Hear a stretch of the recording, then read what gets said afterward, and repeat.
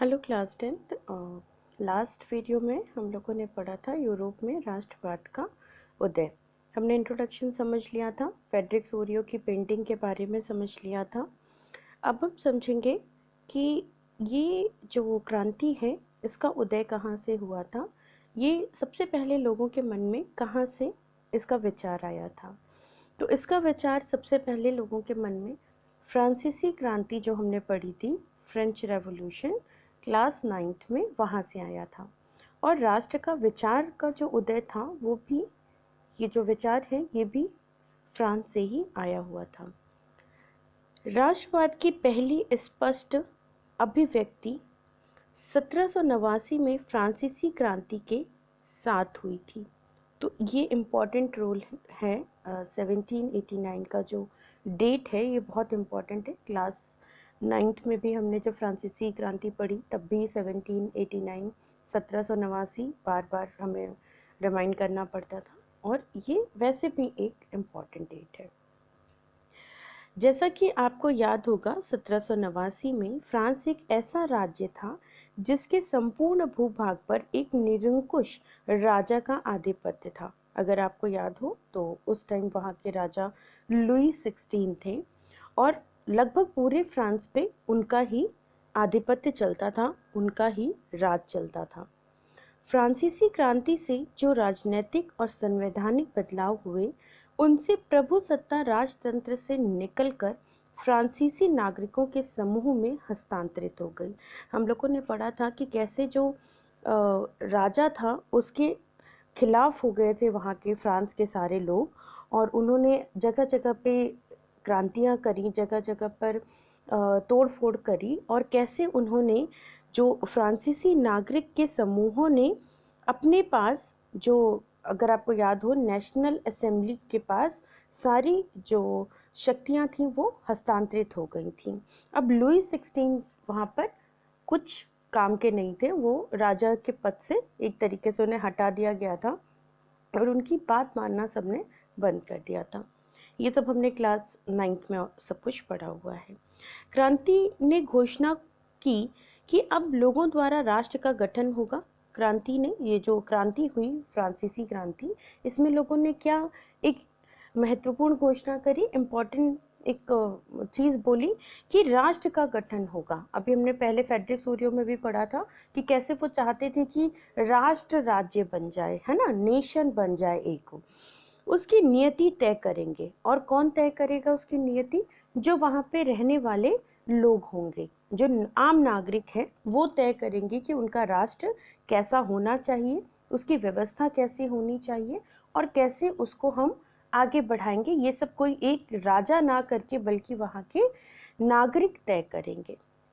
प्रारंभ से ही फ्रांसीसी क्रांतिकारियों ने अनेक ऐसे कदम उठाए जिनसे फ्रांसीसी लोगों में एक सामूहिक पहचान, बहुत इम्पॉर्टेंट चीज़ है सामूहिक पहचान। जैसे हम अपने लिए कहते हैं कि वी आर इंडियन, हम सब भारतीय हैं।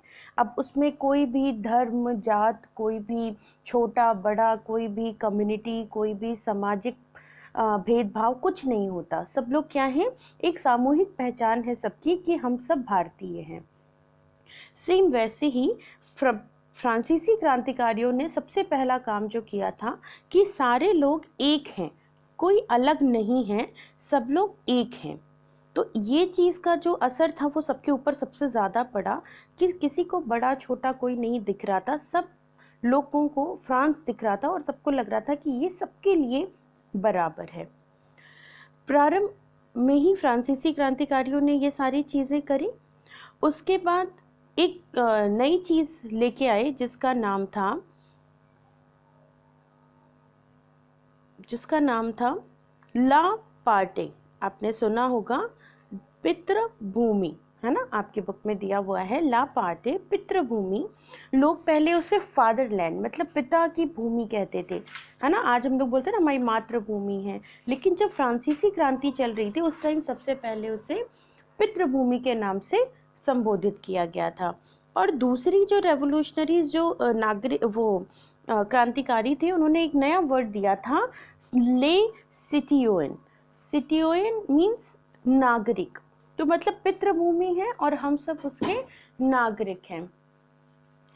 ऐसे विचारों ने एक संयुक्त समुदाय के विचार पर बल दिया। अब मैंने आपको बताया कि सब लोग, हर कोई चाहता था कि उसे एक कम्युनिटी, एक सोसाइटी में बराबर का अधिकार मिले। तो ये जो विचार था पितृभूमि और नागरिक का, इसकी वजह से लोगों में ऐसी भावना उत्पन्न हो गई थी कि हर कोई बराबर है, जिसे एक संविधान के अंतर्गत समान अधिकार प्राप्त थे। और फिर एक संविधान भी बनाया गया जिसमें कि हर किसी को बराबर अधिकार दिए गए, समान अधिकार। कोई राजा नहीं है, कोई प्रजा नहीं है, कोई अमीर गरीब नहीं है, सबके जो अधिकार हैं वो बराबर हैं। ये एक नया फ्रांसीसी झंडा, तिरंगा, इनके पास भी जो झंडा था वो ट्राई कलर था, तिरंगा था। उसे नेशनल असेंबली ने चुना कि अब हम किसी राजा का झंडा नहीं उसको लेके नहीं चलेंगे, बल्कि हमारे राष्ट्र का एक झंडा होगा। उन्होंने पहले इसे राजध्वज की जगह ले ली। उस राजध्वज की जगह, जो राजा का झंडा था, राजा का जो ध्वज था, उसकी जगह इन्होंने एक फ्रांसीसी झंडा जो राष्ट्र को संबोधित करता था, वो उन्होंने वहां पर उस राजध्वज की जगह ले आए। स्टेट जनरल का चुनाव सक्रिय नागरिकों के द्वारा किया जाने लगा। हम लोगों ने पढ़ा था क्लास 9th में कि कैसे जो सक्रिय नागरिक थे, जो कि 25 साल की उम्र से ऊपर थे और जो अपने कमाई का कुछ हिस्सा एज अ कर, टैक्स के रूप में जो देते थे लोगों सरकार को, उन्हें हम सक्रिय नागरिक के कैटेगरी में रखते थे। तो उन्होंने बोला था स्टेट जनरल ने कि भाई अब सक्रिय नागरिक जो होंगे वो चुनाव करेंगे नेशनल असेंबली के लोगों का। उस जगह का नाम रख दिया गया नेशनल असेंबली, जहां ये सब चीज़ें निश्चित करी जाएंगी। नई स्तुतियां रची गईं, लोगों ने नए पहचान के लिए नई स्तुतियां रची, नई चीज़ें लिखनी शुरू करी। अब हर जगह फ्रांस का नाम आता था, ना कि किसी एक राज्य का नाम आता था, बल्कि पूरे राष्ट्र का नाम लिया जाता था। शपथें ली गईं, लोगों ने शपथ ली अपने राष्ट्र के लिए। शहीदों का गुणगान किया गया, जो उस नेशनल असेंबली में या जो क्रांति हुई थी उस टाइम जो लोग शहीद हुए उनका गुणगान किया गया। ये सब राष्ट्र के नाम पर हुआ, मतलब किसी एक राजा, किसी एक आदमी के लिए नहीं, बल्कि फ्रांस पूरे नेशन, पूरे राष्ट्र के लिए करा गया। एक केंद्रीय प्रशासनिक व्यवस्था लागू की गई। अब जो व्यवस्था चल रही थी वो केंद्रीय प्रशासनिक थी, मतलब ऐसा नहीं था कि किसी एक राजा, जैसे जब लुई 16 की बारी थी तब वो एक राजा का एक प्रशासन चलता था, बल्कि अब एक केंद्रीय प्रशासनिक, मतलब एक मुख्य जो प्रशासन है वो कहाँ से चलेगा, वो व्यवस्था लागू की गई। अपने भूभाग में रहने वाले नागरिकों के लिए समान कानून बनाए गए। जो लोग एक जैसी जगह पे रहते हैं, जो लोग फ्रांस में रहते हैं, उनके लिए, सबके लिए एक जैसी व्यवस्था, एक जैसे कानून बनाए गए। आयात निर्यात शुल्क समाप्त कर दिया गया। जो भी अंदर, फ्रांस के अंदर ही अलग अलग जगहों पे आयात और निर्यात के शुल्क लगते थे, उन्हें पूरी तरीके से समाप्त कर दिया गया। भार और नापने की एक समान व्यवस्था लागू की गई। ये सारी चीज़ें हम लोगों ने क्लास 9th में पढ़ी हैं कि कैसे जो जब नई नेशनल असेंबली आई, जब नेपोलियन आए, तो उन्होंने कैसे अलग अलग व्यवस्थाएं शुरू करी। तो ये उसी का एक पार्ट यहाँ पे हमें बार बार रिवाइज करा जा रहा है कि कैसे जो फ्रांस का क्रांति हुई थी, फ्रांसीसी क्रांति हुई थी, उसको हम रिलेट कर सकते हैं यूरोप की क्रांति से।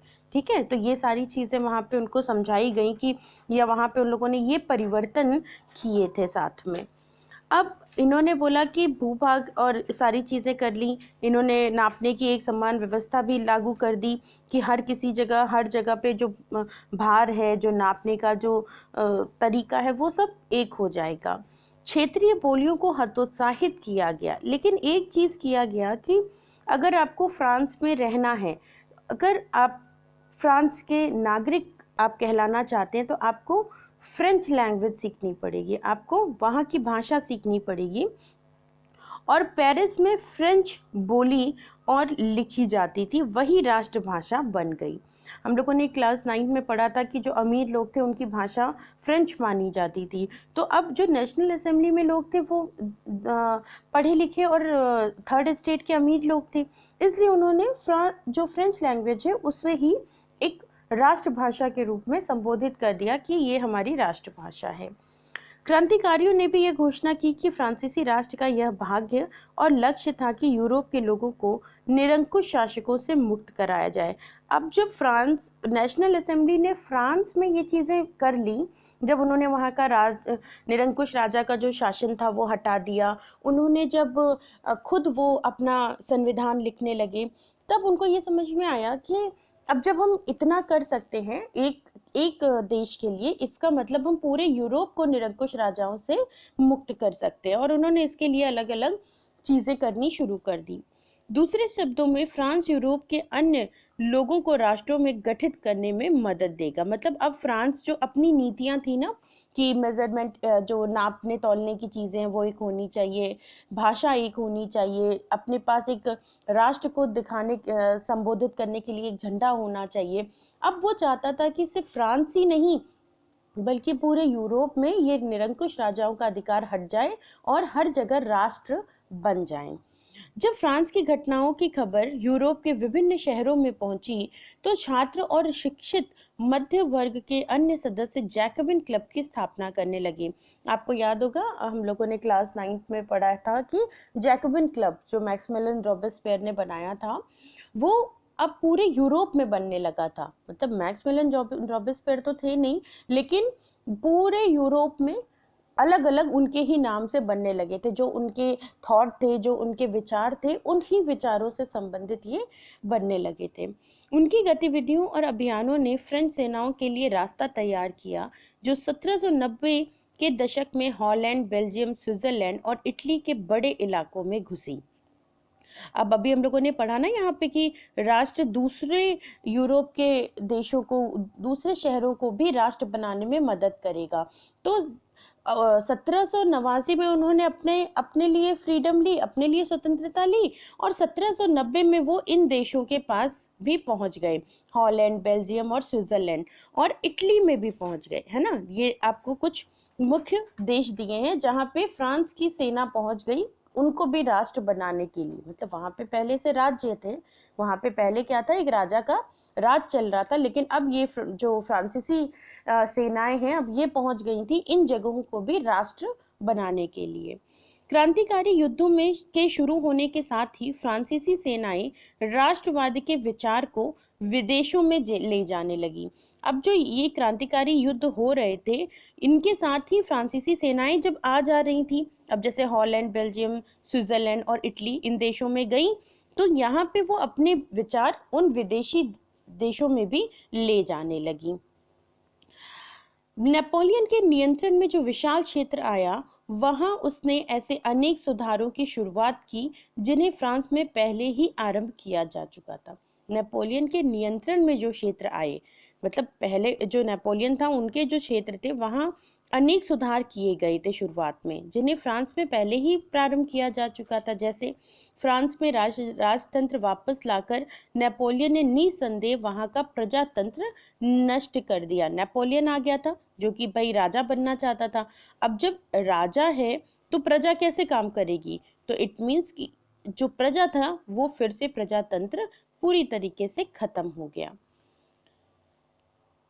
यह मगर प्रशासनिक क्षेत्र में उसने क्रांतिकारी सिद्धांतों का समावेश किया था ताकि पूरी व्यवस्था अधिक तरीके से, अधिक अच्छे तरीके से चल पाए। उसके लिए उन्होंने क्या किया था, एक आप सबको पता है उन्होंने एक नागरिक संहिता, जिसे हम नेपोलियन कोड कहते हैं, वो लेके आए थे, और वो 1804 में लेके आए थे नागरिक संहिता।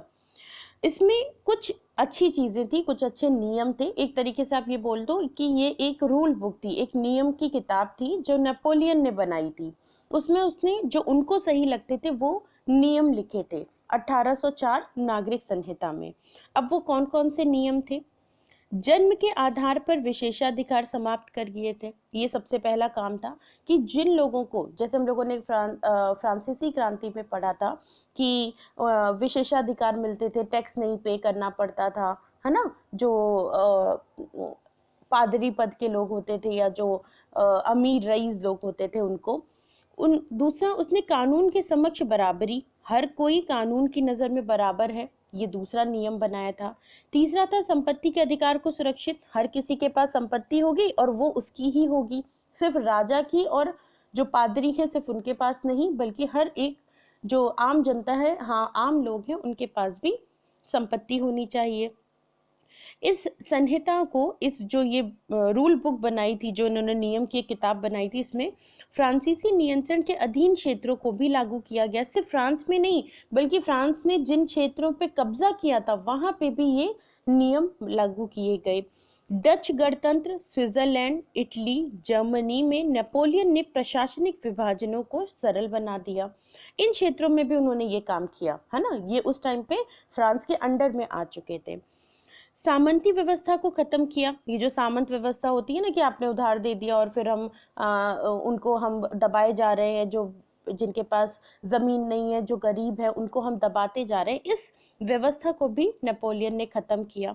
किसानों का भूदासत्व, की जो उनसे जबरदस्ती जो जिनके पास जमीन नहीं है उनको दास की तरह भूदासत्व उनसे काम कराया जा रहा है सिर्फ दिन भर, तो इन चीजों को भी खत्म किया। जागीरदारी शुल्कों से मुक्ति दिलाई। जो लोग पहले जागीरदार को शुल्क देते थे, टैक्स देते थे, उन्होंने उनको भी खत्म करा दिया। शहरों में कारीगरों के श्रेणी संघों को हटा दिया गया। जो बिजनेसमैन थे, श्रेणी संघ मतलब जो बिजनेसमैन थे, जो अलग अलग शहरों में जाते थे, उनको वो टैक्स देना पड़ता था, उनको हर जगह अपना नए नए नियम के अनुसार चलना पड़ता था, ये सारी चीजें हटा दी। यातायात और संचार की व्यवस्थाओं को सुधार भी किया गया। उन्होंने जो ये ट्रांसपोर्ट सिस्टम था, जो कम्युनिकेशन सिस्टम था, इसको भी बहुत ऊपर बढ़ाया। किसान, कारीगर, मजदूर और नए उद्योगपतियों को नई नई आजादी चखी थी। अभी इन लोगों को बड़ा मजा आ रहा था। इन्होंने बोला, अरे ये नेपोलियन तो बहुत अच्छा है, ये तो हमारे लिए प्रॉपर्टी भी लेके आ गया, इसने सबको बराबरी का अधिकार भी दे दिया, जमींदारी सिस्टम खत्म कर दिया, इसने जागीरदारी शुल्क खत्म कर दिया, श्रेणी संगठनों का, जो बिजनेसमैन को जो जबरदस्ती जो लोग उनसे टैक्स लेते थे, जो उनको बहुत सारे उनके ऊपर बाध्य थे वो कुछ चीजों के लिए, वो सब चीजें उनको मुक्त कर दिया गया। ठीक है, तो बड़े खुश हो गए ये जो कारीगर थे, मजदूर थे, ये लोग बड़े खुश हो गए। उद्योगपतियों और खास तौर पर सामान बनने वाले लघु उत्पादक ये समझने लगे थे कि एक समान कानून ये बनाया जा रहा है। बड़े खुश हो गए लोग। उन्होंने बोला कि अरे नेपोलियन तो बहुत अच्छा कर रहा है। और क्या चीजें करी, जैसे मानक भार और नाप के लिए एक राष्ट्रीय मुद्रा, ऐसे एक इलाके से दूसरे इलाके में वस्तुओं की पूंजी के आवागमन में सहूलियत होगी। अगर आपको याद हो, आपने क्लास 9 में पढ़ा था कि हर क्षेत्र, हर राज्य अलग था। जैसे भारत में देखें कि भाई अगर हम ऐसे देखें कि जम्मू कश्मीर अलग है, ठीक है, जम्मू कश्मीर से आप नीचे आते हैं तो जब आप पंजाब में आएंगे तो वहाँ की मुद्रा अलग है। वहाँ के राजा ने बोला, भाई यहाँ पे तो दूसरे पैसे चलते हैं, दूसरा रुपया चलता है। ठीक है, फिर आप नीचे और नीचे आए तो आपने देखा कि अरे दिल्ली में पहुंचे तो आपने देखा वहाँ का राजा बोलता है कि यहाँ का भी रुपया अलग है। तो नेपोलियन ने इन चीजों को फ्रांस में खत्म कर दिया, बल्कि बोला कि पूरा एक फ्रांस है तो वहाँ पे एक ही नियम चलेगा और एक ही नाप तौल की जो यूनिट है वो एक बना दी गई। हर क्षेत्र की पहले अलग थी। उसके बाद जब नेपोलियन आए, उन्होंने एक मानक तय कर दिया कि ये ही पूरे फ्रांस में चलेगा, ये मुद्रा पूरे फ्रांस में चलेगी। तो ऐसी भी चीजें सहूलियत के लिए उन्होंने करी थी, जिससे जो बिजनेसमैन है, जो आम जनता है, उसे परेशानी ना उठानी पड़े। लेकिन जीते हुए इलाकों में स्थानीय लोगों की फ्रांसीसी शासन के प्रति मिलीजुली प्रतिक्रिया थी। लेकिन जिन जगहों को वो जीत लेता था, अभी हम लोगों ने ऊपर पढ़ा ना कि कुछ उसके अंडर में भी कुछ वो नए नए क्षेत्र अपने अंडर में अपने अधीन करता था, तो वहां पे हर कोई खुश नहीं था नेपोलियन से। हर किसी को नहीं लगता था कि इसने अच्छा काम किया, है ना। शुरुआत में अनेक स्थानों जैसे हॉलैंड, स्विट्जरलैंड, कई शहरों जैसे ब्रसेल्स, मेंज, मिलान, वारसा, ये सारे देशों के नेम दिए हैं, जैसे ब्रसेल्स, मेंज, मिलान शहरों के, फ्रांसीसी सेनाओं का स्वतंत्रता का तोहफा देने वालों की तरह स्वागत किया गया। लोगों को लगा कि अरे जब फ्रांस हमारे देश में आ गया, हमारे शहर में आ गया ना, फ्रांस के जो क्रांतिकारी हैं, जो सेना है, जब ये, तो इसका मतलब जितनी अच्छी चीजें फ्रांस में होती हैं वो सब हमारे देश और शहर में भी होगी। तो लोग बड़े खुश हो गए। जैसे हम लोग सोचते हैं ना कि अच्छा अमेरिका बहुत अच्छा है, अमेरिका जाएंगे तो बड़ा सब कुछ मशीनरी देखने को मिलेगा, लेकिन हमें जब वहाँ हम जाते हैं तब पता चलता है कि अरे भाई यहाँ तो बड़े सारे लॉसेस भी हैं, है ना, रहने के बड़े सारे नियम कानून भी अलग हैं। तो सेम ऐसे ही जब ब्रसल्स, मेंस और मिलान, वारसा जैसे शहरों में जब वहाँ के फ्रांसीसी जब क्रांतिकारी जब सेनाएं पहुंची, तब लोगों को शुरू में तो ऐसा लगा कि ये एक तोहफा लेके आए हैं, हम सबको स्वतंत्र कर देंगे, प्रॉपर्टी मिल जाएगी, सबको एक समान जीने का अधिकार मिल जाएगा, ये सारी चीजें। मगर शुरुआती उत्साह शीघ्र ही दुश्मनी में बदल गया, लेकिन धीरे धीरे लोगों को समझ में आने लगा कि ये सब तो बस ऊपर का दिखावा है। प्रशासनिक व्यवस्थाएं राजनीतिक स्वतंत्रता के अनुरूप नहीं थी, लेकिन जो राजनीतिक स्वतंत्रता है वो तो सिर्फ नेपोलियन के पास है। वो तो हम लोगों को क्या दिखा रहा है, बस ऊपर से दिखा रहा है कि भाई प्रॉपर्टी तुम्हारी है, और ये हमने जो जमींदारी प्रथा ऐसे खत्म कर दिया, हमने ट्रांसपोर्ट और कम्युनिकेशन अच्छा कर दिया। ये सब मतलब लोगों को लगने लगा कि अब ये सिर्फ एक दिखावा है। पहले लोगों को शुरू में लगा था ये बहुत अच्छी चीजें हैं। तो कहते हैं ना कि प्रजा का दिमाग हमेशा बदलता रहता है। बढ़े हुए कर, अब जो नेपोलियन था, उन्होंने बहुत सारे कर को हटा के, बहुत सारे टैक्सेस को हटा के एक बड़ा कर लगा दिया था। ठीक है, तो लोगों को लगता था अरे पहले तो हम छोटा छोटा छोटा छोटा देते थे, अब हमें एक बार में ही बड़ा ज्यादा पैसे देने पड़ते हैं। सेंसरशिप लगा दी थी, कोई भी नेपोलियन के अगेंस्ट कुछ बोल नहीं सकता था। यूरोप को जीतने के लिए फ्रेंच सेना में जबरन भर्ती हो रहे नुकसान प्रशासनिक परिवर्तनों से मिले फायदे से कहीं ज्यादा नजर आने लगे थे। लोगों को जबरदस्ती उठा के जो आर्मी थी, जो सेना थी, उसमें भर्ती किया जाता था। तो ये सारी चीजें हम लोगों को बड़ी परेशान कर रही थी कि ऐसा कुछ कैसे हो सकता है कि कोई एक हमें उठा के और जबरदस्ती बोले कि नहीं भाई चलो और अब तुम्हें सेना में भर्ती होना है। तो ये सारी चीजें हम लोगों ने अभी तक पढ़ी और समझी कि जो फ्रांस रेवोल्यूशन है, जो फ्रेंच रेवोल्यूशन है, जो फ्रांसीसी क्रांति है, वो कैसे यूरोप के लिए एक अलग चीज बन के आई, सामने आई। अब नेक्स्ट आएगा हमारा, अगला आएगा यूरोप में राष्ट्रवाद का निर्माण कैसे हुआ। फ्रांस का तो पढ़ लिया, अब फ्रांस से कैसे हम लोगों ने पढ़ा कि वो अलग अलग शहरों में जा रहे थे, तो वो अपनी चीजें वहां फैला रहे थे। अब इसके आगे का टॉपिक हम लोग अगले वीडियो में करेंगे। तब तक के लिए गुड बाय।